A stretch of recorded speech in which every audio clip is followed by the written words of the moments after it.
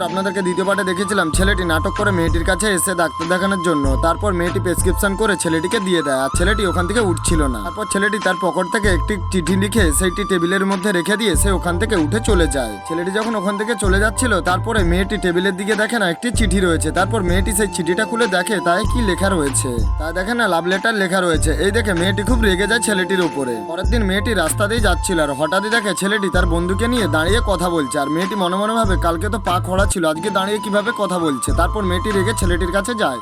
তারপরে সামনে একটি লাঠি পড়েছিল, তারপর সেই লাঠিটাকে নিয়ে গিয়ে ছেলেটিকে মারতে শুরু করে দেয়। আর ছেলেটির প্রচন্ড লেগে যায়। তারপর মেয়েটি বলে কালকে আমার কেবিনে গিয়ে উল্টো পাল্টা কথা বলেছিলে, তোমার অসুস্থ, আজকে তো তুমি ভালোই কথা বলছো দেখতে পাচ্ছি। তারপর মেয়েটি ওখান থেকে রেগে চলে যায়। একদিন মেয়েটি কেবিনে বসে থাকে আর সেই ছেলেটির কথা বারবার মনে করতে থাকে। তারপর সেই চিঠিটাকে আবারও খুলে দেখতে থাকে তাই কি লেখা রয়েছে। বন্ধুরা, স্টোরি ভিডিওটা কেমন লেগেছে অবশ্যই কমেন্টে জানাতে ভুলবেন না। দ্বিতীয় পার্ট দেখার জন্য চ্যানেলটা সাবস্ক্রাইব করে লাইক করে দেবেন।